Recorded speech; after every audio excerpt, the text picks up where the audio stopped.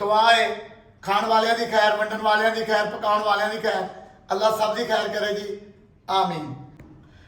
बिस्मिल्लाहिर्रहमानिर्रहीम। मैं मोहम्मद अमीन। जिस तरह के अरसा 2.5-3 साल तो हॉस्पिटल का लंगर जाता है, 100 200 250 300 बंदे तक खाना पकता है, हफ्ता इतवार पीर 3 दिन फीस बिल का काम है, अल्लाह के राह का काम है, जिहदे 10 तो 15 मेरे भैन भरा मेरे नाल ने जिन्हों की बदौलत लंगर पकता है। कुछ दोस्त पिछे हटन की वजह नाल बैलेंस थोड़ा जहा आउट हो गया, तो मैं दोस्तों ने कहा अमीन भाई तू खाना भी पका लेना, हर किस्म की रेसिपी बना लेना। 4 तो 5 साल पहले यूट्यूब से चैनल बनाया तो उन्होंने दोबारा बना लिया, माशाअल्लाह जी उन्होंने दोबारा शुरू किया। वो मैं घर दी मुख्तलिफ रेसिपियाँ बना रहा तो दे रहा थानू। तो जोड़ा मेरा भैन भरा कोई लंगर जिस्सा नहीं पा सकता, माली इमदाद नहीं कर सकता, कोई गल नहीं, मेरा चैनल वेखे उन्होंने लाइक करे, उन्होंने सबसक्राइब करे, उन्होंने शेयर करे, उन्होंने फॉलो करे। माशाअल्लाह अज मैं की बना लगा जी, अज गाजर का हलवा बना लगा। वह तरीकेकार की है आप दसीए। अज मेरे को 3 किलो गाजर, 1 पाइया घ्यो देसी है, तुम डालडा भी पा सकते हो, ऑयल भी पा सकते हो, आधा किलो चीनी है, 3 तो 4 इलायचियाँ ने, 2 तो 3 चम्मच सौगी दे ने, ते 100 ग्राम बादाम है। ये तुम अपनी मर्जी ना जिन्ना मर्जी पा सकते हो।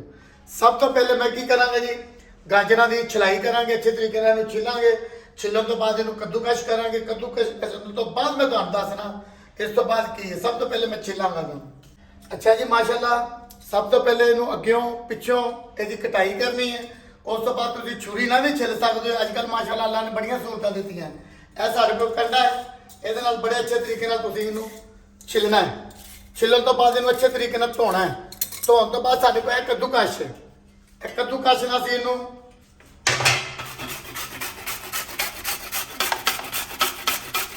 इस तरीके इनू कद्दूकश करना मुकम्मल। मैं तुम्हें फिर तरीकेकार दसना, पहले इनू अगे पिछों कटाई करनी है, फिर इनू छिलाई करनी है, फिर असीं कद्दूकश करना। बाकी प्रोसीजर जो भी है मैं तुम्हें वो भी फिर दसना। अल्लाह खैर करे जी, आमीन।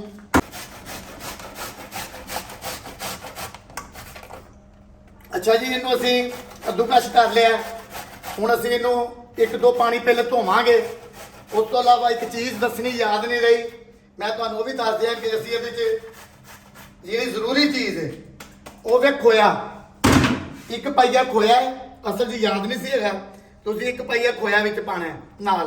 तरीकेकार मैं सारा दसना। सब तो पहले 2 पानी धोने तो बाद फिर असीं इहनूं पतीले ते रखांगे। अच्छा जी, हुण असीं इहदे च नाल ही चीनी पा देनी है, इलायची वगैरह भी नाल ही, ते हल्की जी अग पाल देनी है।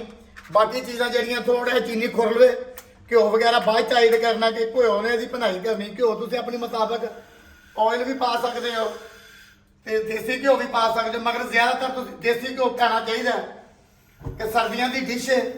अल्लाह ताला सब की खैर करे जी, अल्लाह ताला कबूल करे, अल्लाह ताला सब नूं सोहना दे, आमीन जी। यदि असीं 5 तो 10 मिनट अच्छी तरीके नाल भनाई की चीनी पा के, फिर भी तुसीं चेक करना कि गाजर च कमी ना होवे कोई।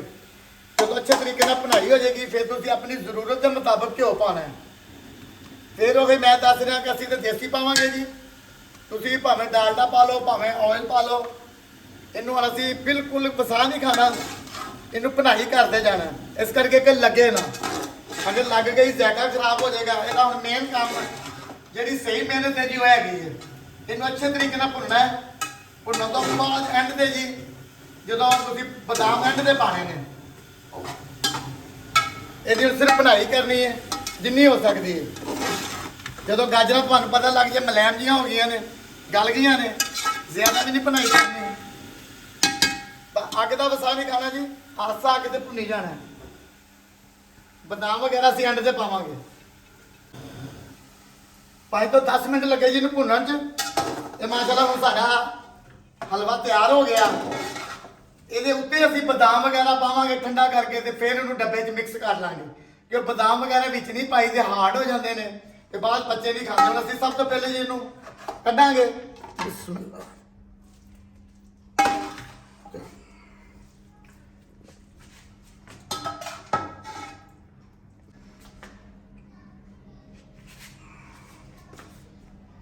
ਇਹ ਚੀਜ਼ ਤੁਸੀਂ ਕਿਸੇ ਬਰਤਨ 'ਚ ਪਾ ਕੇ बाद तुसीं हल कर लेना।